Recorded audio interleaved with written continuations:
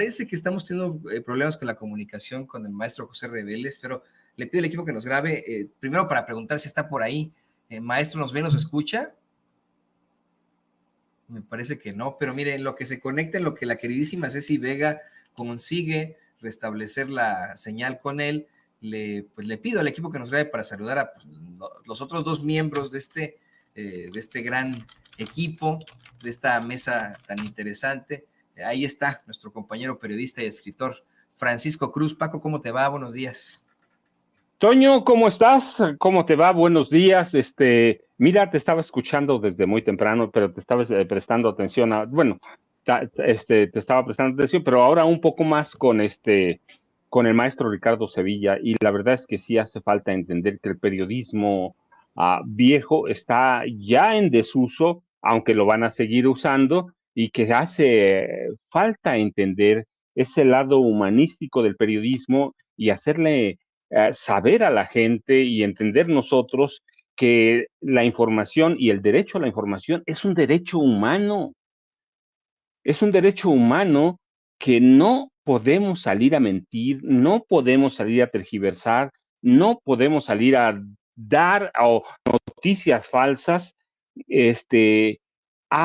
Hay otra cara del periodismo, el periodismo que debe ser aquel periodismo viejo, corrupto, mafioso, chayotero. No se va a acabar, no se va a acabar. Los dueños de los periódicos en este país, de los grandes medios de comunicación de antaño corporativos, allí van a estar, tienen dinero, pero ya debemos ir pensando en sepultarlo, Toño, pero aquí estamos, seguramente ya el maestro Pepe Reveles va a conectar, y un abrazote también a él y al licenciado César Gutiérrez Priego, y un abrazote para ti, Toño. Aquí estamos para empezar. Un abrazo, totalmente de acuerdo contigo, Paco. Pues está totalmente cayendo en desuso, y la información efectivamente no es un derecho humano, ¿no? Y ahí ya es una realidad. Saludo también con muchísimo gusto, y lo vuelvo a felicitar a mi amigo, el abogado especialista en Derecho Penal, Derecho Militar y Seguridad Nacional, César Gutiérrez Priego, y lo felicito porque la semana pasada le puso una zarandeada de perrito bailarín a tres muy abyectos personajes en esta cadena que se llama Multimedios, que bueno, pues no dejaban de atacarlo a él, que se oponen al pueblo, que tienen pero mire, una arrogancia infinita frente a la reforma judicial. Pero bueno, te saludo, César, te mando un abrazo, bienvenido y muchas felicidades por darles esas buenas zarandeadas. Al contrario, Toño, un placer estar con ustedes, con Paco, ahorita que se conecte el maestro José. Y la verdad es que pues, agradecido con el comentario, Toño. Mira, creo que todos tenemos que poner nuestro granito de arena. Y creo que lo más importante es, con las mismas herramientas que nos atacan, poder defender la transformación de este país, en la cual creo, de la cual formo parte y en la cual participo. Y creo que la forma más inteligente y valiente es haciéndolo de frente, en los medios públicos, con argumentos que se puedan sustentar y que se pueda demostrar que lo que se está buscando tiene un cómo, un por qué, tiene una historia y busca un futuro, ¿no? Y creo que es muy importante. Y la gente en México ya está muy politizada y tiene una gran ventaja. Ellos pueden ver las opiniones, cada persona, con datos duros, como dice Ricardo Sevilla, pero aparte la evidencia, y la evidencia no puede negarse, ¿no? Porque una cosa es un dato y otra cosa es un relato, ¿no? Y los datos son fuertes, son claros, y me parece que para eso se votó, para que siga existiendo el segundo piso de la cuarta transformación. Y qué bueno que lo mencionas, César, exactamente es eso, ¿no? Cada quien poner las herramientas a trabajar para, más allá de ayudar a algún político, algún partido, ayudar a México, sacar adelante a México con las herramientas que, pues, bueno, que depende de cada quien si crea, ¿no? Que nos dio el Creador, los dones que obtuvimos para sacar adelante nuestras vidas, y bueno, pues creo que es lo que hacen ustedes tres, queridos compañeros, desde su propia trinchera. Creo que ya nos hemos podido enlazar con el maestro José Reveles. Maestro José Reveles, ¿anda por ahí? Los saludo con mucho gusto. Aquí estamos, muy buenos días. Perdón, aquí tenía dificultades con el celular. No se preocupe. A todos los compañeros.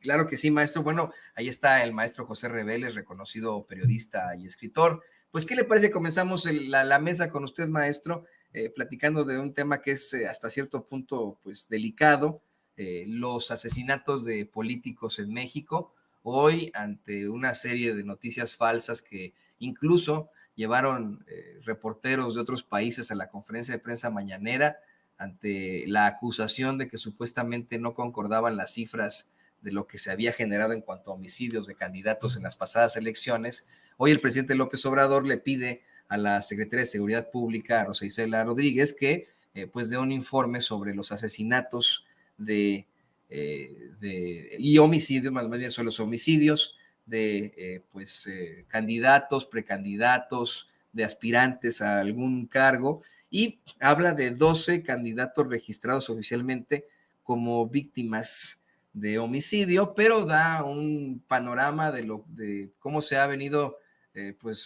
desarrollando esta violencia política desde que ocurrió la elección muy cuestionable y para algunos fraudulenta, evidentemente, en la que obtiene el poder Carlos Salinas de Gortari. ¿Qué nos puede decir de esto, maestro José Reveles? Sí, por supuesto, no se trata de un alivio que sean solamente 12, porque con uno que fuera sería gravísimo, pero si entramos en el término de las estadísticas y de las comparaciones, en primer lugar, son mucho menos de los que se empezaron a anunciar antes de la elección. Ya se mencionaba que iban 30, pero es que estaban contando a candidatos, precandidatos que no habían sido nombrados, hablaban de síndicos, de regidores, no exactamente de presidentes municipales, es decir, inflando un poco las cifras, ¿no? Para llegar hasta 30 por lo menos, incluso con nombres y apellidos. Pero hablaban de un periodo que comenzó unos 8 meses antes de la elección. Y después ya los resultados finales están siendo difundidos, que son estos 12, que son menos que los que ocurrieron en 2018 y menos de los que han ocurrido en otras elecciones, pero repito, no es que esto sea un alivio, sea un consuelo, pero sí el nivel incluso de las víctimas, de candidatos a puestos locales, muy locales, ninguno más allá, digamos, para una elección federal, para un cargo federal, ninguno, por supuesto, ninguno de los aspirantes a gobernar, ¿no? Y de alguna manera se entra en la comparación automática y lógica de qué era lo que pasaba en otras ocasiones, ¿no? Estábamos hablando de los crímenes desde Obando y Bravo en el siglo pasado hasta el asesinato de un candidato presidencial, Luis Donaldo Colosio, de un dirigente a nivel nacional del Partido Revolucionario Institucional, José Francisco Ruiz Massieu, ese mismo año 1994, y múltiples agresiones a políticos de toda índole y de todo nivel que han ocurrido en años anteriores. Entonces estamos tratando de ubicar lo que parecía una profecía de violencia terrible, que incluso llegaba a mencionar que no los lugares, particularmente se mencionaba Chiapas, que no iba a haber votación, no iba a ser posible llegar a la elección, resultó falso, ¿no?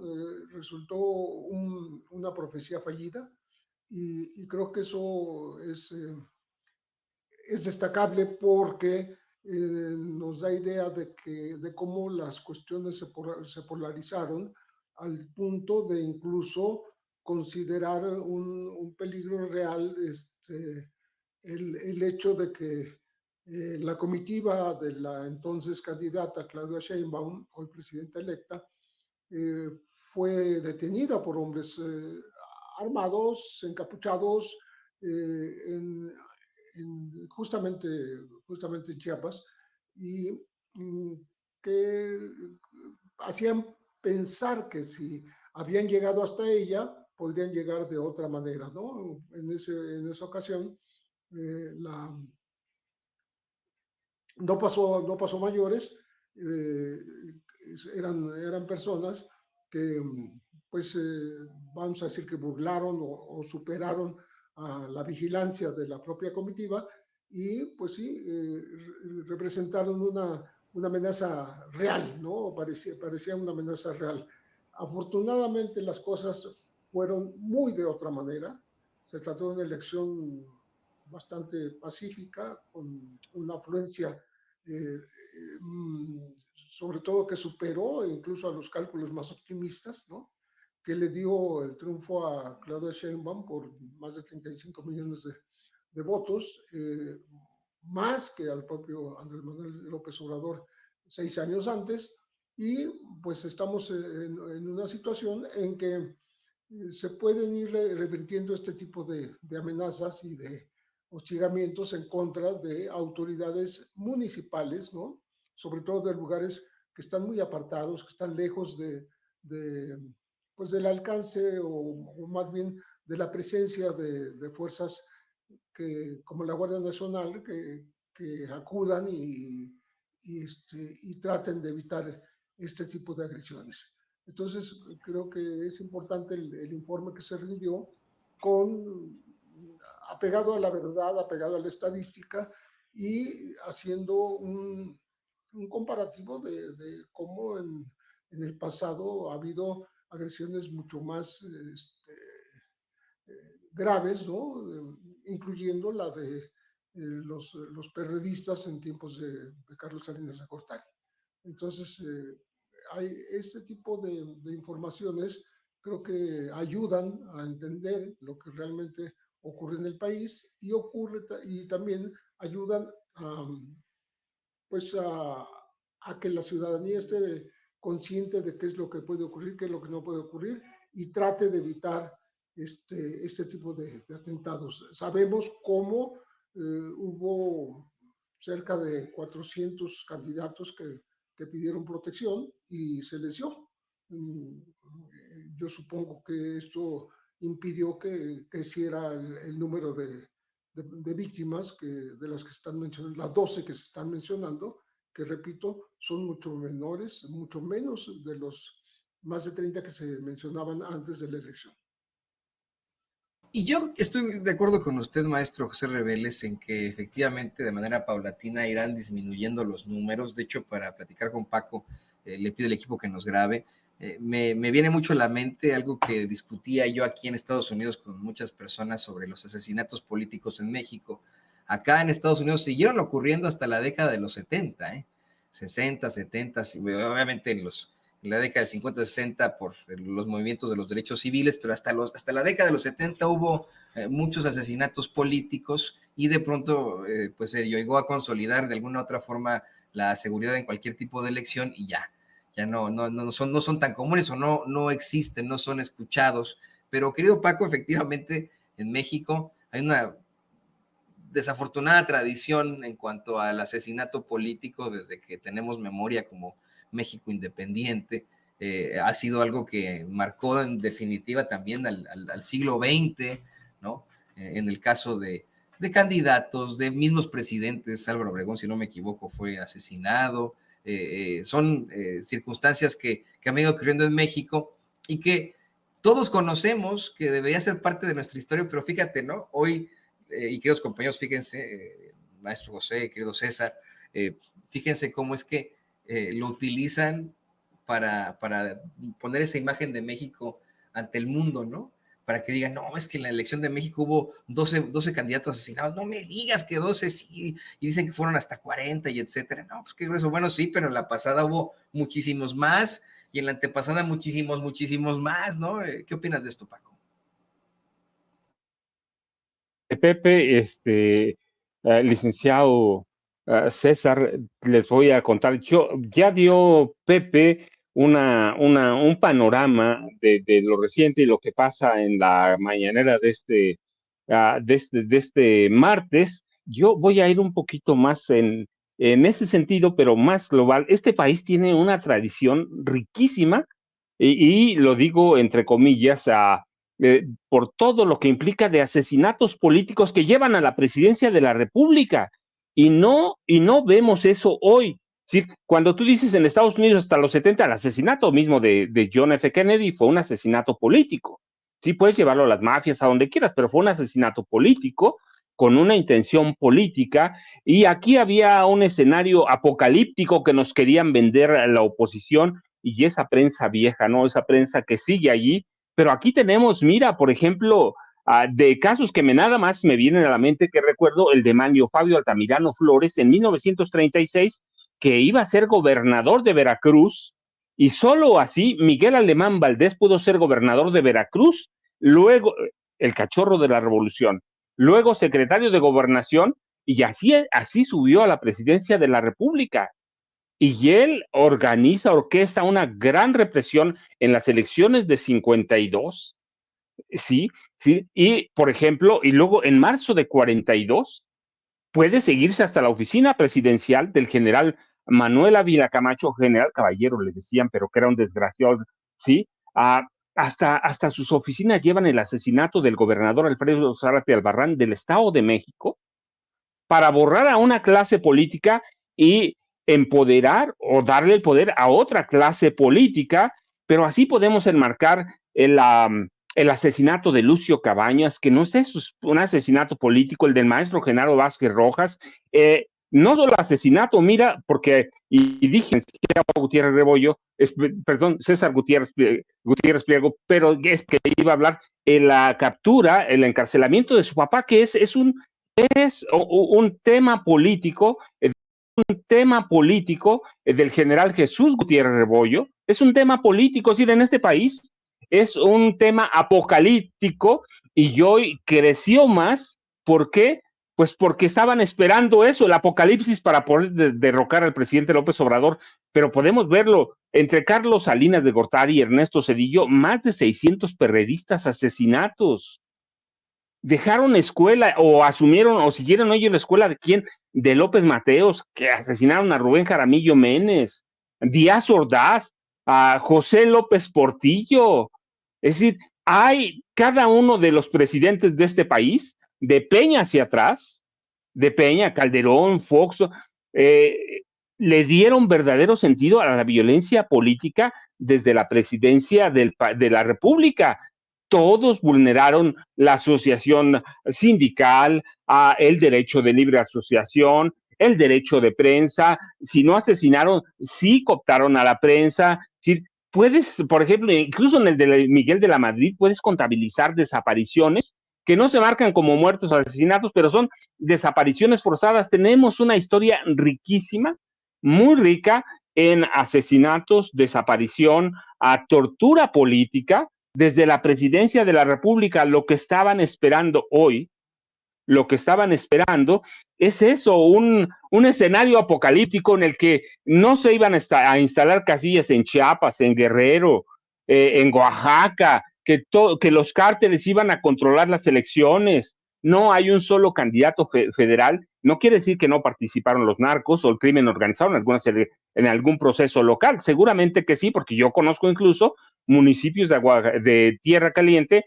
a donde los narcos deciden muchas cosas, pero ese escenario apocalíptico de que iban a imponer diputados, senadores, alguno de los gobernadores, no se vivió, así que están dándole por el lado de 12 asesinatos, que es mucho, el presidente mismo lo dice, un asesinato, igual que de alguna persona, cualquiera que sea, debe lamentarse, es gravísimo, pero en este caso teníamos un escenario ya prácticamente querían anular la elección, estaban luchando para eso, estaban batallando, estaban trabajando, orquestando desde el Poder Judicial, desde el Tribunal Electoral, desde el INE, estaban trabajando ese escenario, ¿no?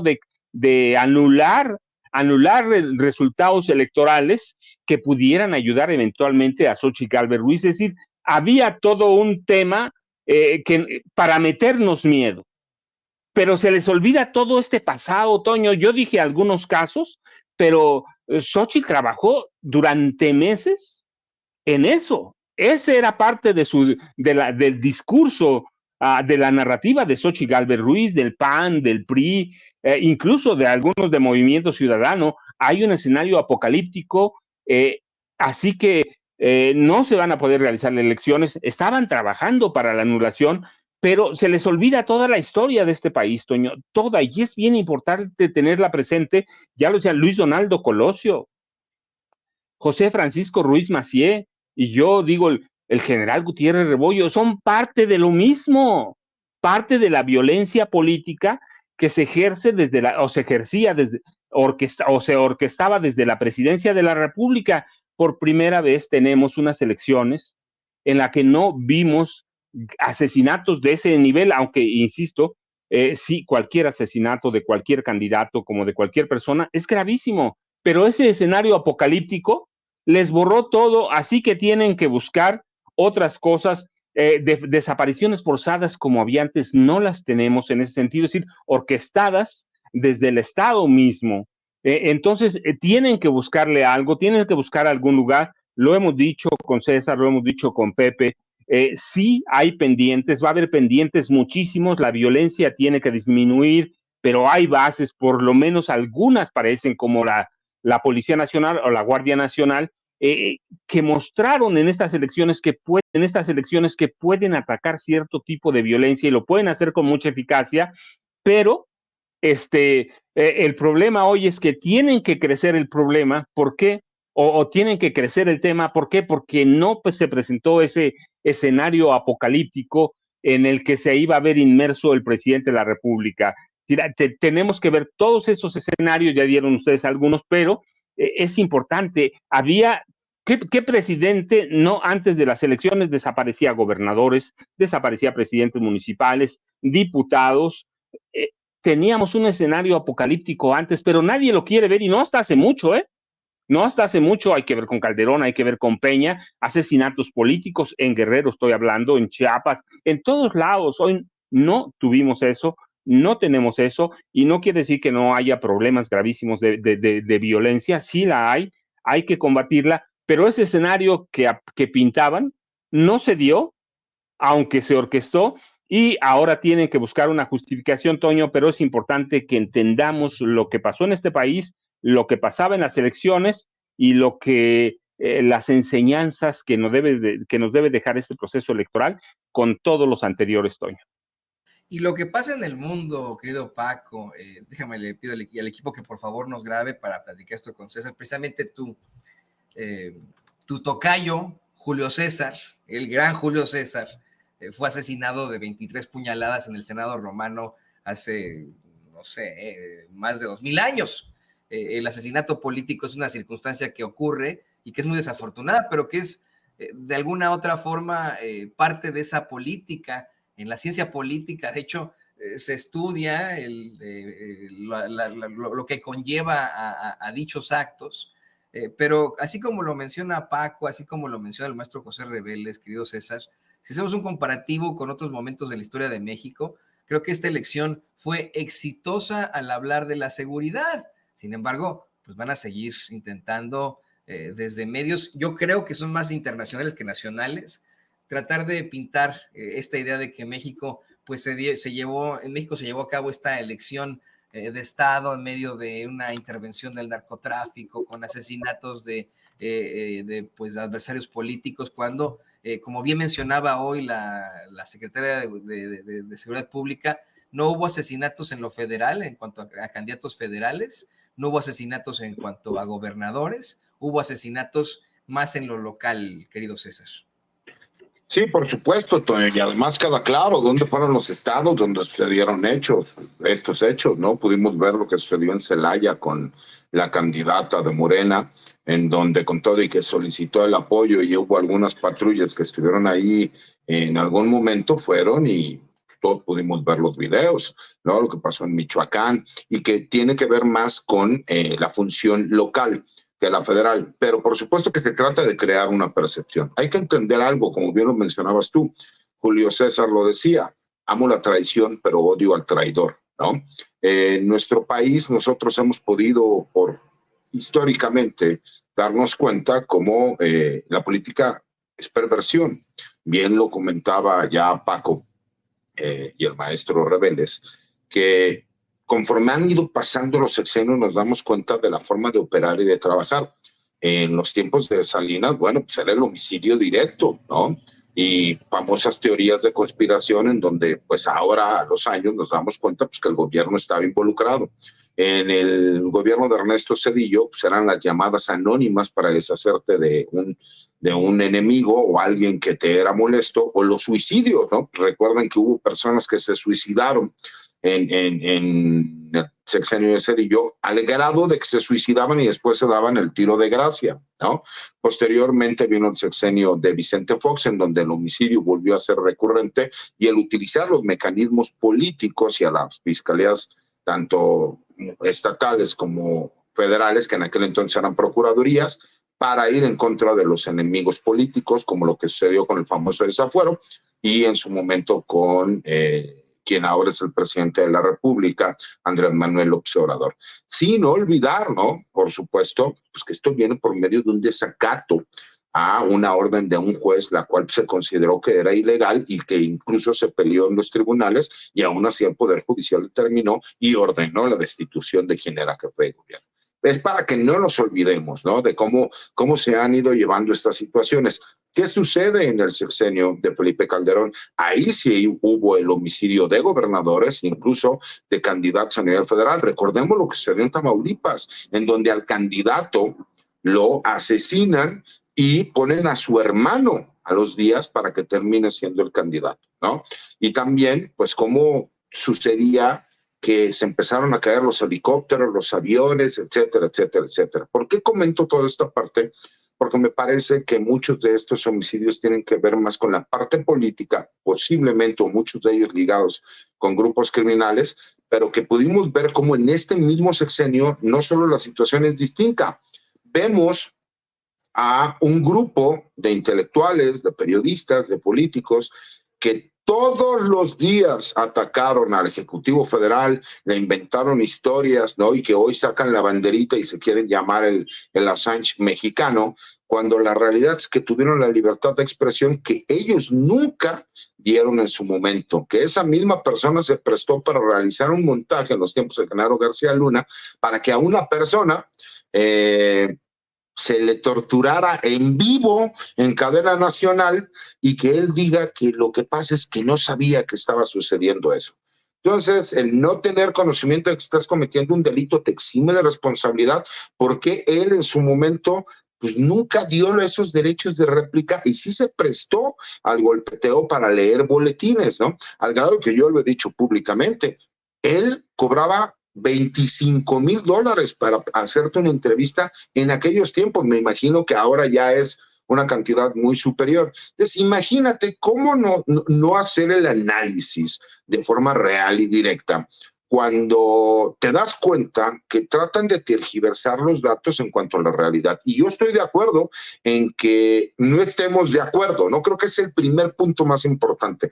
Estoy de acuerdo en que no estamos de acuerdo, pero así como lo comentabas, mi querido Toño, de que tuve la posibilidad de estar contra 3 personajes ultraderechistas en un debate y terminaron dándome la razón porque los argumentos y la verdad lo demuestran, lo mismo pasa en este tipo de situaciones. No podemos negar que con un solo homicidio que se lleve a cabo es una tragedia, pero que no tuvo que ver en el ámbito de lo federal y que sí nos estamos dando cuenta que nos seguimos quedando cortos en los estados de la República, y que la responsabilidad que tienen tanto los gobernadores de los estados como las fiscalías y las secretarías de seguridad pública, lo más fácil es lavarse las manos. Yo se lo he explicado a la gente hasta el cansancio.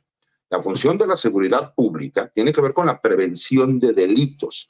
No puede salir un policía municipal o un policía estatal a decir, es que como traen armas de fuego y eso es un delito del orden federal, pues no me corresponde, porque no es su función. Ellos tienen que prevenir los delitos. Incluso la persecución se da como consecuencia de haber cometido un delito en flagrancia, y por lo cual pues, la función policial les da esas posibilidades. Cuando nosotros entendemos los conceptos básicos, mi querido Toño, podemos entender el porqué de ciertas narrativas.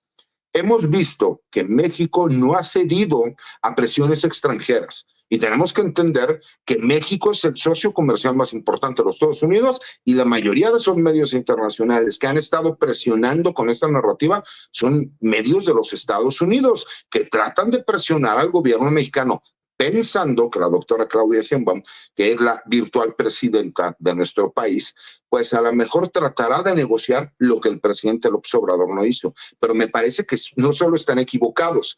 Todo lo que ha estado sucediendo, mi querido Toño, se dijo desde el año pasado qué se iba a hacer, por qué se llama plan C, porque hubo un plan A, hubo un plan B y ahora va un plan C. ¿Por qué la Guardia Nacional sí va a formar parte de la nueva estructura de la Secretaría de la Defensa Nacional como una comandancia general? Me parece que en el análisis eso es importante y que todas las personas que nos escuchan puedan emitir un punto de vista, pero siempre con información completa y no nada más con información sesgada. Se acabaron las elecciones y en teoría se tendría que acabar la desinformación, pero me parece que incluso varios de estos personajes ahora se están peleando por las migajas y por eso hemos visto a una persona como Xóchitl Gálvez y a este grupo cercano a Xóchitl Gálvez teniendo una confrontación con Marco Cortés, porque me parece que lo que quieren es ahora apoderarse del PAN, mi querido Toño, y veremos lo mismo a lo mejor en el PRI. Lo que pasa es que Alito Moreno, lo que queda del PRI, que ya son las ruinas, pues obviamente llegó, jaló y dijo, a ver, ¿quién es mi gente de confianza? Entonces con los que nos vamos a quedar.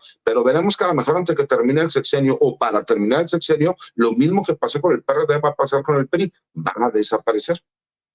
Y no así el PAN. Yo sostengo que el PAN todavía tiene detrás mucho poder, pues por la gente que lo financia, que está, vamos, interesado en que se mantenga la figura de la ultraderecha en México. Pero bueno, hablando precisamente de esas estructuras que se quedaron, le quiero pedir al equipo que nos grabe. Hay varios planteamientos en la mañanera que pues nos ponen a pensar en esto que nos decía César Gutiérrez Pliego acerca de la intervención de Estados Unidos, incluso, ¿no?, en una elección, incluso con este tipo de planteamientos, como lo que ocurrió con el general Salvador Cienfuegos. Hace unos días el presidente decía que esto, bueno, pues fue una venganza de la DEA, del gobierno de los Estados Unidos. Yo le he venido platicando que estos asesinatos de políticos fueron exagerados a más no poder acá en los Estados Unidos. Y hoy, pues seguimos esperando la sentencia de un Genaro García Luna que fue declarado culpable ya hace muchos meses, si no me equivoco, ya creo que ya pasó un año, una sentencia que siguen aplazando y aplazando y aplazando. En el informe de Cero Impunidad, hoy dan a conocer que hay jueces que vienen de la era de Genaro García Luna y que siguen pues determinando de forma muy funesta, eso lo dan a conocer ahí. Y luego el presidente aclara que la decisión a la que lleguen en Estados Unidos depende de Estados Unidos, depende de los jueces acá, que él no está para decir si le van a dar entre 20 o cadena perpetua, que él a lo que le importaría en todo caso es que a lo mejor y que cante para que pues esto ayude a México de alguna u otra forma. Pero vamos, con esta mano que está metiendo el gobierno de Estados Unidos, maestro José Reveles, evidentemente, con estos atrasos que existen de su sentencia, creo que llega la preocupación de cuál será el destino de este supervillano, cuál será, a qué nos tendremos que enfrentar ya supuestamente, si no me equivoco, es el 9 de octubre, ¿no? Cuando se tiene que hacer esta declaratoria. ¿Qué opina, maestro José Reveles? Bueno, a mí me parece que ya debió haberse dado esa sentencia y la han ido retrasando por razones que tienen que ver con políticas internas de los Estados Unidos, porque las acusaciones son claras, el jurado que lo encontró culpable, pues no tuvo ninguna duda. Estamos hablando de cargos sumamente graves que a lo mejor la gente no ha valorado en sus alcances, porque brindarle protección a un grupo como Sinaloa desde el 2001 hasta el 2018 casi, poco antes de su captura, implica poner toda la maquinaria de la seguridad de este país y particularmente de la Policía Federal, unos 40,000 agentes, ¿no?, al servicio del narcotráfico y de delitos conexos que cometen estos grupos de delincuencia organizada. Entonces, la acusación no es nada más, digamos que toque a la persona de Genaro García Luna, porque obviamente tenía un jefe que era quien le autorizaba a hacer estas cosas. No, él no lo podría hacer por sí mismo, sin el conocimiento de Felipe Calderón específicamente, por un lado, y tampoco podría hacerlo a espaldas de la Auditoría Superior de la Federación, en el sentido de gastarse los presupuestos en labores, en finalidades diferentes a las que le estaban señaladas por ley. Es decir, si le está señalando la ley que persiga a los traficantes, pues persigue a unos, pero protege a otros. Y eso es un delito gravísimo, del cual hay que volverlo a recalcar, nunca fue acusado en México. En México no. Él y todo su equipo, en su momento fueron denominados como los 12 apóstoles, que eran un poco más de la docena, y particularmente dos de este equipo, que ya también están acusados en Estados Unidos, que son Luis Cárdenas Palomino y Juan Ramón García Pequeño, que por cierto, uno huyó del país y el otro está en prisión, pero acusado localmente de torturas a los hermanos y sobrinos de Israel Vallarta. No se habla ya de su extradición. Es decir, como si México no tuviera ningún interés en enviar a Luis Cárdenas Palomino a los Estados Unidos, que sería lo lógico dentro de las acusaciones que se hicieron en contra de Genaro García, porque no se le acusó a él solito, ¿no? Se acusa a toda una estructura que estaba detrás de él, ¿no? Se acusa sin que se mencione de esa manera en el proceso a García Luna, se le acusa de haber empleado todo el poder del Estado y los presupuestos de la Federación para darle protección al grupo traficante más poderoso de este país, un grupo traficante que es importante a nivel internacional.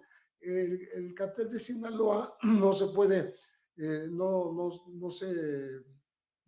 constriñe su actividad a la geografía mexicana y tampoco a la de México y Estados Unidos, sino que está en todos los continentes y tiene personeros que han sido mencionados por la DEA por decenas de miles.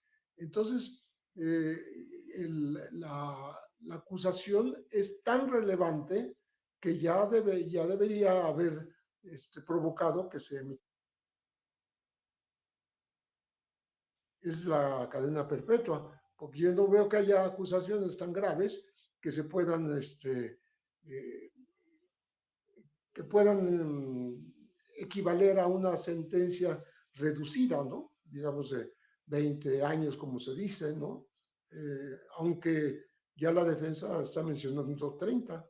De todas maneras, yo no veo un futuro, digamos, bueno para Genaro García Luna, y me parece que es lo correcto, porque si llegara a salir, yo lo dudo, porque darle una sentencia menor es contradecir todo lo que se dijo durante el proceso, ¿no?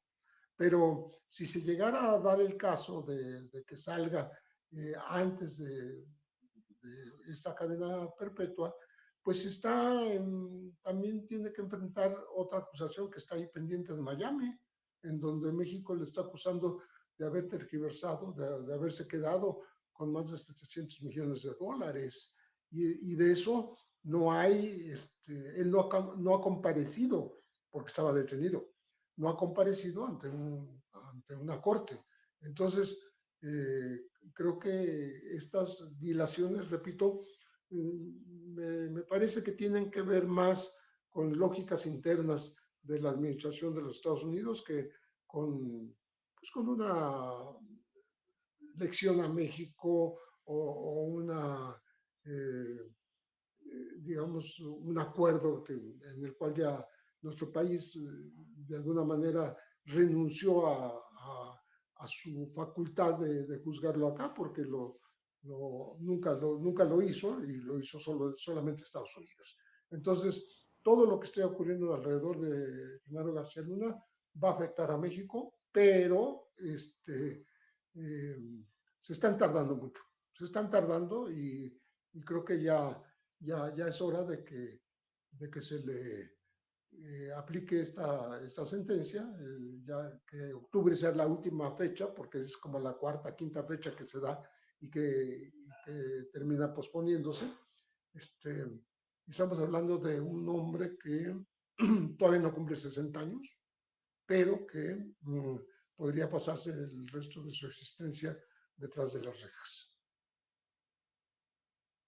Y mire, yo creo que es la última oportunidad, ya no pueden aplazar más en el proceso la sentencia, aunque bueno, a veces por cuestiones de derechos fundamentales todo puede ocurrir.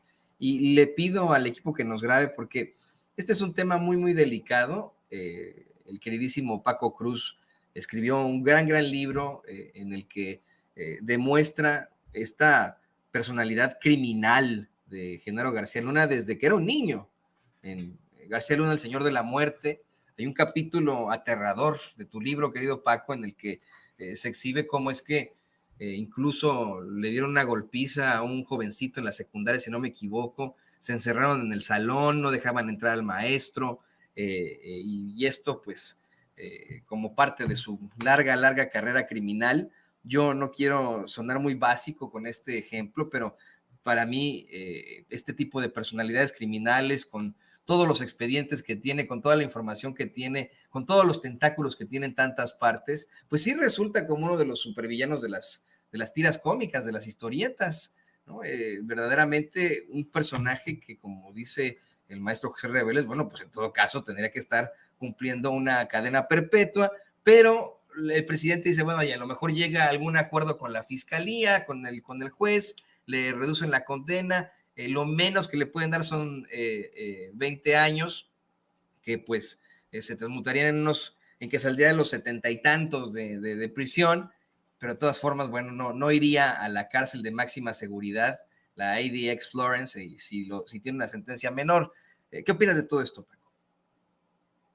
Mira, Toño, es que el caso de Genaro García Luna siempre va a ser interesante y en este momento yo insisto, el caso en Estados Unidos, en la Corte Federal allí en Nueva York, que es un político eminentemente cuando un personaje recibe tantas consideraciones, ni los mafiosos de Nueva York, ni los mafiosos de Chicago reciben tantas consideraciones. ¿Qué tiene Genaro García Luna que lo hace tan atrayente como personaje? Criminal, ya lo decías tú, como con una mente criminal desde niño. ¿Qué tiene Genaro García Luna que lo hace en Estados Unidos un personaje con el que se puede negociar? Yo no dudo que esté negociando, verdaderamente no lo dudo, porque no me había tocado ver, no sé cuántos casos cubrí en las Cortes Federales en Estados Unidos, en Miami, en Los Ángeles, en San Antonio, en El Paso incluso, no sé, nunca me había pasado esto. No dudo verdaderamente, no sé si sea la verdad, pero no lo dudo que esté negociando. ¿Por qué tanto tiempo? ¿Qué tiene Genaro García Luna? Bueno, mira, todavía hoy nadie sabe a dónde quedaron los archivos que generó la Agencia Federal de Investigaciones, de la que él era titular. Se la crearon a él. ¿Sí? Nadie sabe a dónde están los archivos cuando él mismo decretó que después de 5 años que no servía la AFI. ¿A dónde quedaron los archivos de los casos policíacos, las fichas policiales, las fichas criminales? Nadie sabe a dónde están hasta este momento todos los archivos de la Secretaría de Seguridad Pública, de la que fue 6 años a secretario. Nadie sabe a dónde quedaron todos los archivos que tenía Plataforma México, que tenía además a todos, lo puedo decir porque lo conozco, tenía a 500,000 personas ahí que de una u otra forma estaban relacionadas con las policías federal, estatales o municipales, las principales, y o policías en activo. Nadie sabe a dónde están los archivos que se robaron su esposa y Marisela Cervantes, que es otra analista del CISEN, que se robaron desde 1989. Hay evidencia de que su esposa, Linda Cristina Pereira Gálvez, lo ayudó a sacar archivos del CISEN. Ella era su analista de cabecera con Maribel Becerra. Finalmente él se casa con Linda Cristina Pereira Gálvez en 92 y deciden que ella deje el CISEN, de tal forma que si los pescan, los atrapa la autoridad, uno no puede declarar contra la otra o la otra contra el esposo, así que se protegen, pero nadie sabe a dónde están. Genaro García Luna, lo sé porque me lo contó uno de los agentes de inteligencia que trabajó con él, que tenía toda la carpeta roja, que es el archivo verdaderamente arriba de confidencial, por ejemplo, sobre el levantamiento en armas del Ejército Zapatista de Liberación Nacional. Nadie sabe a dónde están todos los archivos que sacó de la Dirección Federal de Seguridad, fotocopió, porque eso hay evidencia, que fotocopiaba todos los archivos de la Dirección Federal de Seguridad. Nadie sabe a dónde estaban. Hay quienes especulan que por un tiempo los metió a Numbav Incorporation, que era su empresa, o Incorporated, que era la empresa que le iba a heredar al hijo, que iba a manejar al hijo y que se iba a dedicar también al espionaje. Sí, nadie sabe a dónde están los expedientes de los priistas involucrados al narco, de los panistas involucrados al narco, de los empresarios que tenían negocios muy oscuros también. Nadie sabe a dónde están. Nadie sabe. ¿Y quién los tiene? Genaro García Luna Peña, Enrique Peña Nieto le dio 6 años para poder sacar todos esos archivos. Entonces, yo no tengo una sola duda de que está negociando parte de eso y de que es muy complicado llegar a una solución al caso de Genaro García Luna. ¿Por qué? Porque si lo liberan en lo inmediato, no, quienes están en esos archivos, ellos saben, no van a dudar que negoció. Si lo liberan así, van a decir, ya negoció, ya les entregó todo. Y Estados Unidos puede eventualmente usar eso. Y recuerda, ya tenemos casos aquí como el de Guillermo González Calderoni, que fue un policía tan poderoso como Genaro García Luna, aunque no tenía el cargo de secretario de Estado, pero que tenía la tarea o la orden de Carlos Salinas de Gortari, el presidente, de controlar a los grupos del crimen organizado. Cuando termina el sexenio, se va y él se entrega, contrario a Genaro García Luna, él sí se entrega directamente a las policías de Estados Unidos, lo acogen como testigo, lo protegen unos años y luego lo asesinan. Genaro tiene la experiencia, lo sabe. Yo digo es inteligencia limitada, ¿por qué? Porque si no, no se les habría ido a meter ahí a Estados Unidos y a sacar su lana. Pero es un tipo vivo, es un tipo listo, bravo en inteligencia, contrainteligencia, así que sabe negociar la información, pero sabe también que si lo suelta inmediato, claro, no lo podrían soltar tanto porque también México ya tiene una solicitud de captura con petición de extradición, pero es un caso complicado que tiene que ver con las políticas en Washington o la política en Washington. ¿Qué va a pasar? No lo sabemos.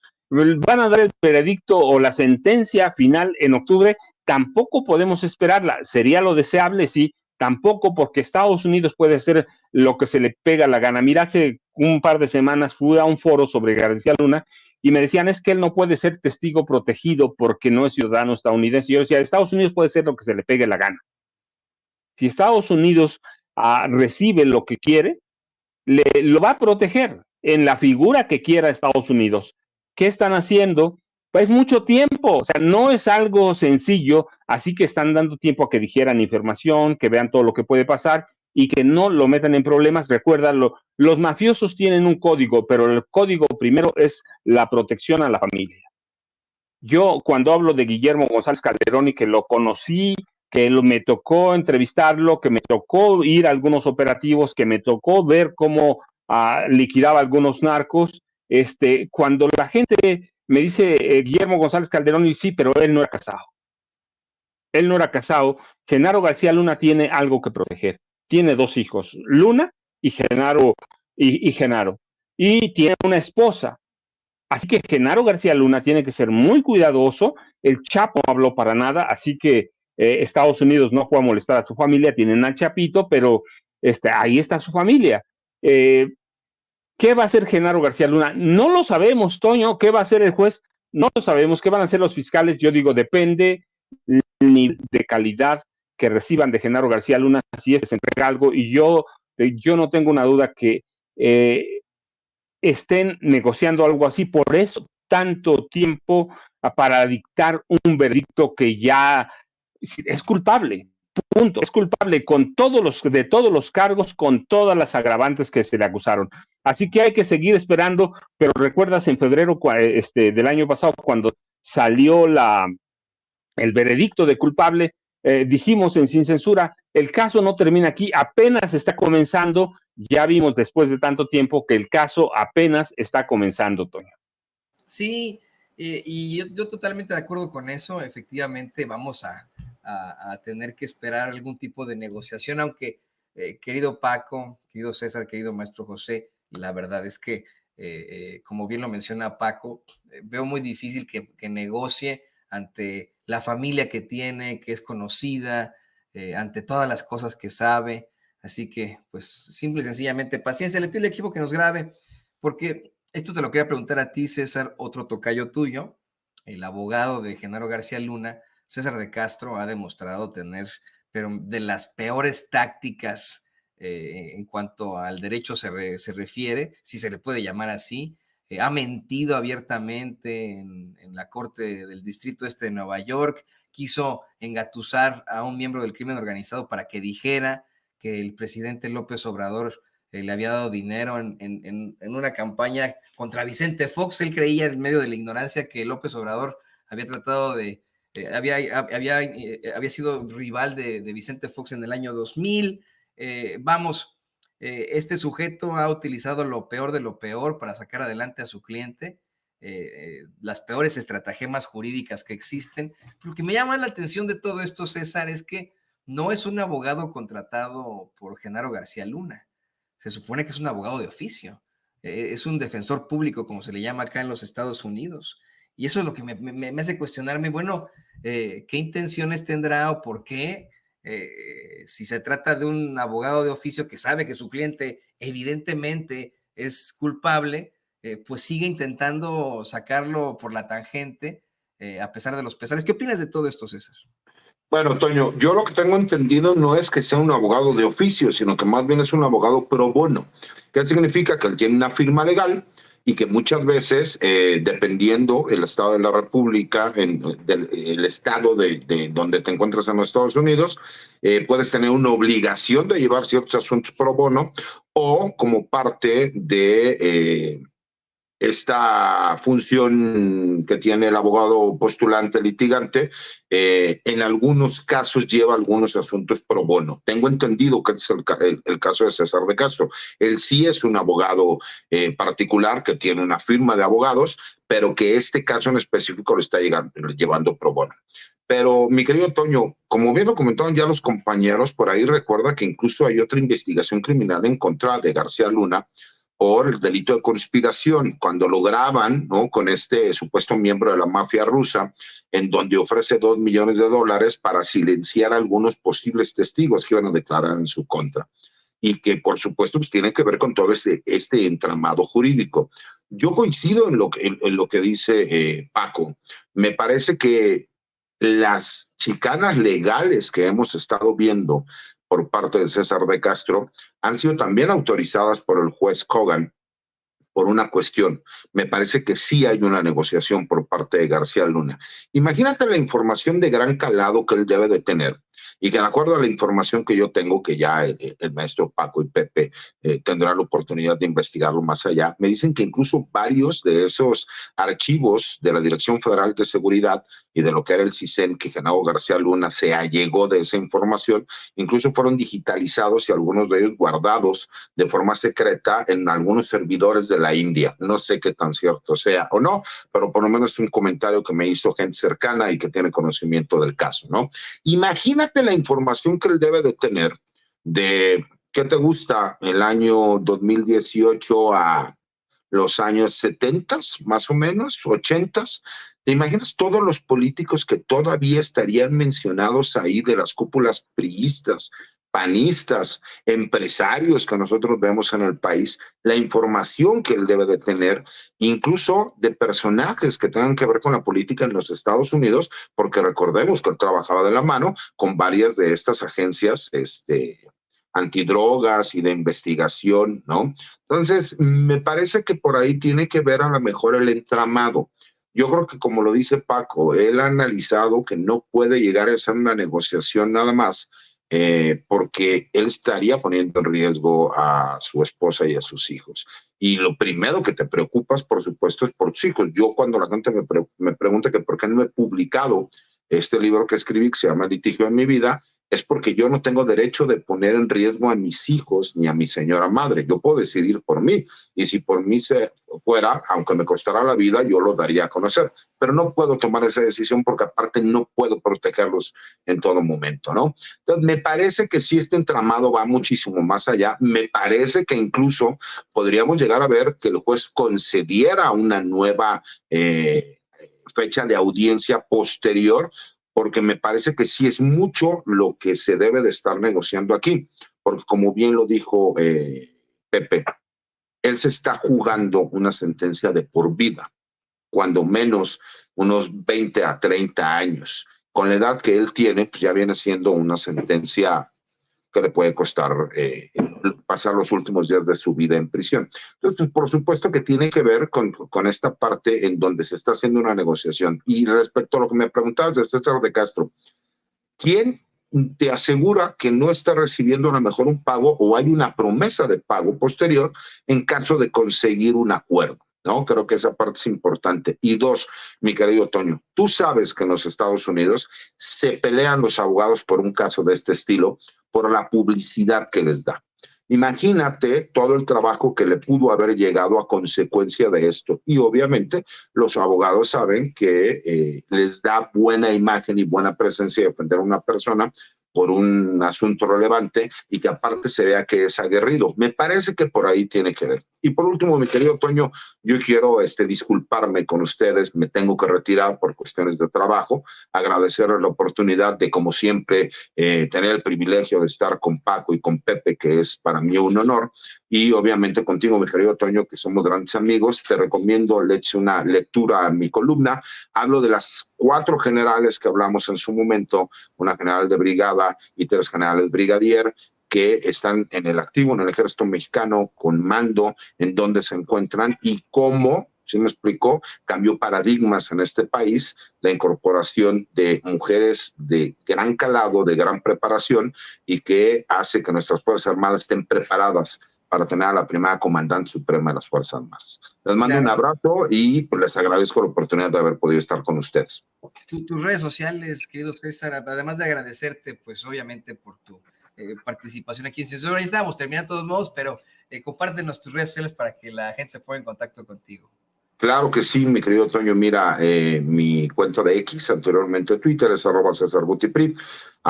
En algunas ocasiones, cuando el tiempo nos da, subo algunas videocolumnas a mi página de YouTube, que es César Gutiérrez Priego, y obviamente todos los martes escribo una columna de opinión en La Silla Rota, y los jueves hago una videocolumna para el blog de Información Militar y Seguridad Nacional Campo Marte. y pues, obviamente los martes que estamos aquí con la oportunidad de tener estas mesas de seguridad que disfruto mucho siempre, porque como yo se los he dicho, yo he leído los libros de Paco y yo a Pepe desde que era muy joven me gustaba leerlo en proceso y ver las entrevistas porque es gente que conoce el tema, y para mí que yo hay ciertos temas que conozco de primera mano, ver que la gente que sí tiene la información y que la publica, pues me da confianza, y para mí siempre es un honor estar con ellos. Y contigo, mi querido Toño, pues obviamente la amistad que nos une, y también pues esa parte de ser hijo de militares y tener una educación muy parecida, pues también me ha unido gratamente, y les agradezco y les deseo que pasen una excelente tarde. A todas las personas que lo están viendo, agradecerles la oportunidad de platicar con ustedes y disculparme por tener que retirar. Así es, venimos de esa cuna militar. Ahí tiene usted a nuestro queridísimo amigo, el abogado especialista en Derecho Penal, Derecho Militar y Seguridad Nacional, César Gutiérrez Priego. Y bueno, pues todos estábamos ya a punto de terminar esta mesa. Por cuestiones de tiempo, pues ya está el último tema. Y vamos pues de atrás para adelante. Querido Paco, por favor también, además de agradecerte, te pido que nos compartas tus redes sociales para que la gente se ponga en contacto contigo. Toño, pues un abrazote a Pepe, al licenciado Gutiérrez Priego, que tiene que irse, a ti. Yo ya sabes, @Paco Cruz Jiménez en X, antes Twitter, Francisco Cruz Jiménez en Facebook, y nos vemos mañana, Toño. Gracias, como siempre. Nos vemos mañana. Y tiene el periodista y escritor Francisco Paco Cruz. El maestro José Reveles, bueno, de larga trayectoria, no tiene redes sociales, pero nos puede recomendar alguna que otra lectura, y queremos agradecerle, maestro, por participar en esta mesa tan interesante de análisis en seguridad. No, muchísimas gracias a ustedes. Un gran saludo tanto a Paco y a Toño por esta oportunidad de conversar sobre temas tan importantes. Gracias a usted. Y bueno, pues ahí tiene también al gran periodista y escritor, el maestro José Reveles, aquí en Sin Censura. Bueno, pues le